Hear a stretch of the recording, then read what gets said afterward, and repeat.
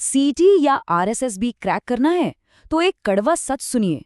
अगर भारत की 59 नदियों का मैप दिमाग में नहीं छपा है तो एग्जाम हॉल में सीधे सीधे पक्के मार्क्स कटने वाले हैं। कोई ग्रीटिंग्स नहीं, कोई स्लो इंट्रो नहीं, सीधे इस एक्सप्लेनर में गोता लगाते हैं क्योंकि दांव पर बहुत कुछ लगा है। देखिए, एग्जाम हॉल का प्रेशर अलग ही लेवल का होता है। बिना किसी सॉलिड ढांचे के 59 नदियों के नाम रट्टा मारना लिटरली एक सुसाइड मिशन है। एक भी नाम दिमाग से स्लिप हुआ और कट ऑफ लिस्ट से बाहर। ये कोई छोटी मोटी बात नहीं है, यहाँ हर एक नंबर कीमती है। चलिए एक झन्नाटेदार सवाल से शुरुआत करते हैं। लूनी, नर्मदा और मांडवी, ये किस बेसिन का हिस्सा है? अगर जवाब सोचने में 2 सेकंड से भी ज्यादा लग रहा है ना, तो समझ लीजिए कि भारी दबाव में सिर्फ रटना काम नहीं आने वाला। हमें एक सॉलिड सिस्टम चाहिए। लेकिन घबराने की जरूरत नहीं है, यहीं पर हमारा अल्टीमेट हैक काम आता है। 59 अलग अलग नामों से माथापच्ची करने के बजाय बस एक कंपास इमेजिन कीजिए। हम इन सारी नदियों को सिर्फ 5 क्षेत्रीय बेसिन यानी हाइड्रोलॉजिकल सिस्टम्स में बांट सकते हैं। ये लिटरली एक मास्टर की है। ये 5 हाइड्रोलॉजिकल सिस्टम सिलेबस की हर एक नदी के लिए मास्टर कैटेगरी हैं। फटाफट देखते हैं।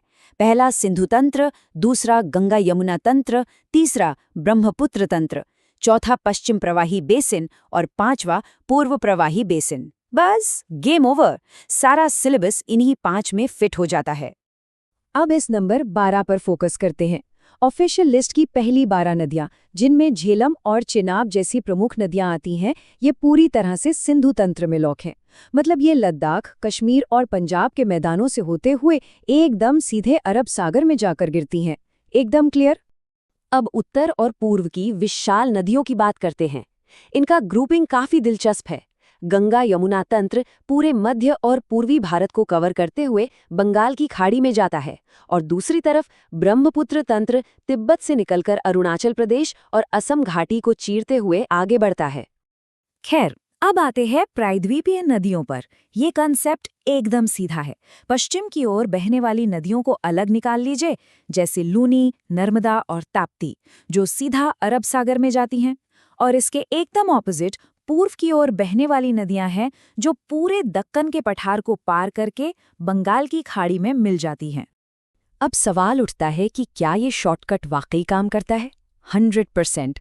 59 नदियों की आधिकारिक मास्टर लिस्ट में हर एक नदी को इन्हीं 5 जोन्स में एकदम परफेक्टली फिट किया गया है। और ये हवा में बात नहीं हो रही, ये सारा डेटा सीधे हमारे सोर्स मटेरियल से लिया गया है। तो अब वक्त है असली परीक्षा का। क्या इस नॉलेज को एग्जाम हॉल में अप्लाई किया जा सकता है?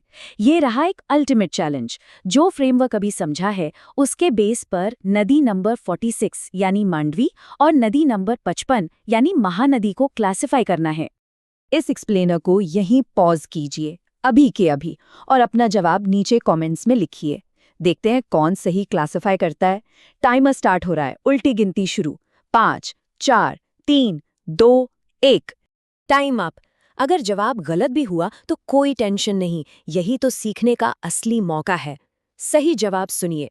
मांडवी एक पश्चिम प्रवाही नदी है जो गोवा के तट से बहती है, जबकि महानदी एक पूर्व प्रवाही प्रायद्वीपीय नदी है। क्या आपने सही गेस किया था?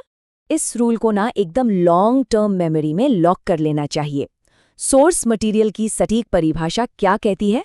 पूर्व प्रवाही नदियां वो हैं जो दक्कन के पठार से होकर बंगाल की खाड़ी में गिरती हैं। बस एग्जाम में जब भी दिमाग घूमे, इसी मास्टर की को याद कर लेना है। तो आखिर में एक बहुत बड़ा सवाल छोड़कर जाते हैं।